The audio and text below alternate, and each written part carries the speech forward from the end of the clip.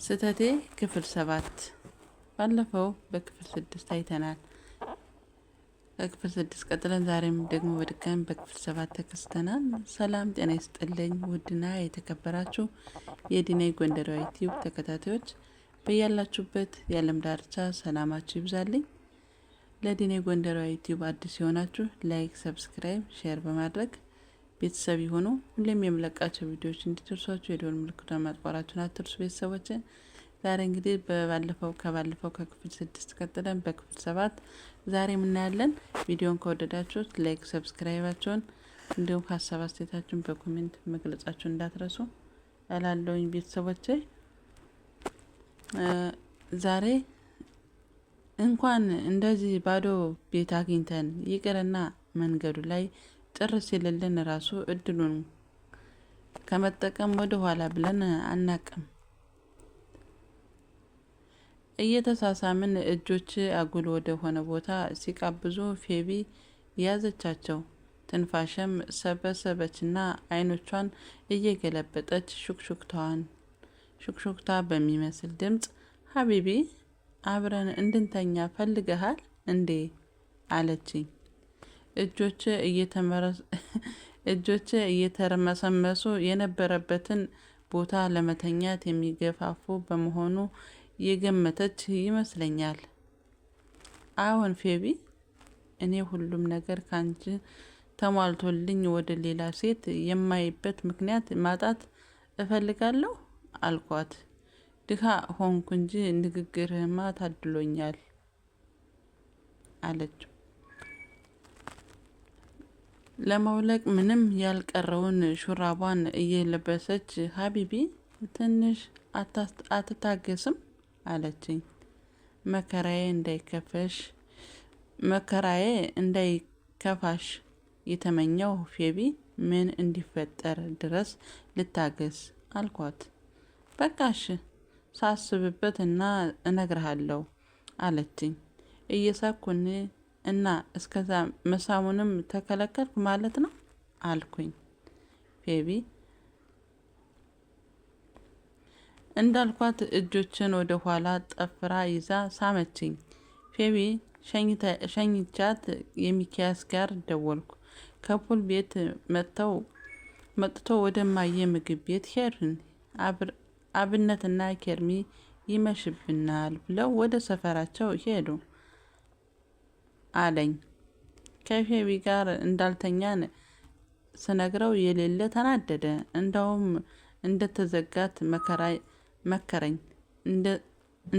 መከረኝ። እኔ ግን አስብበት የምለውን ከሰማው በኋላ ለመወሰን ነው ያሰብኩት።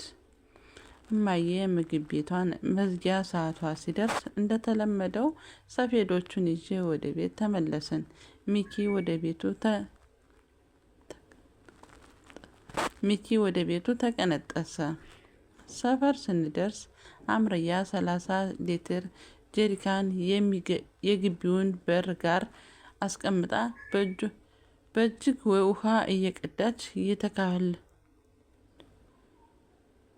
ውሃ እየቀዳች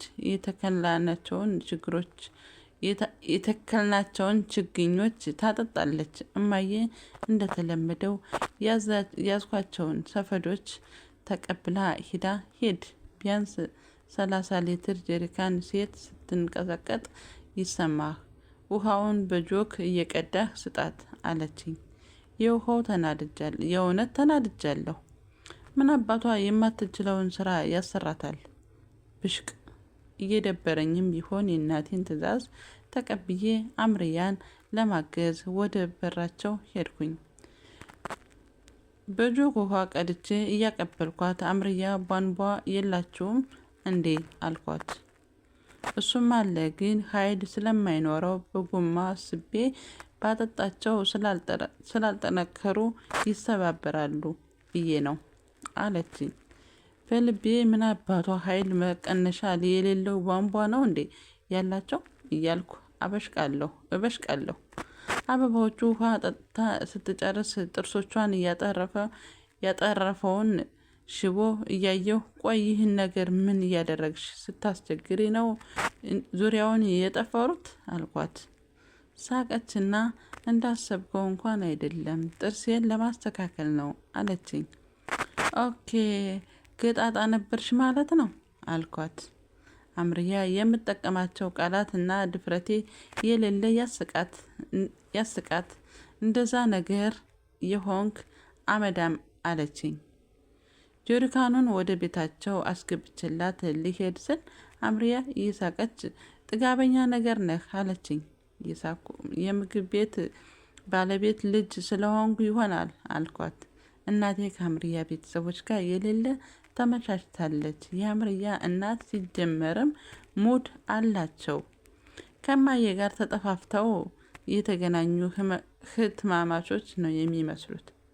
ባይሆን ያልመጣሰኝ ሙዳቸው መስጂድ ለምን አትሄድም እያሉ የሚያዝጉኝ ነገር ነው። እሁድ ዕለት አንድ የፌቬን ጓደኛ ደውላ ልታገኘኝ እንደምትፈልግ ነገረችኝና አገኘኋት። አንድ ካፌ ገብተን እንደተቀመጥን ራሷን ማስተዋወቅ ጀመረች።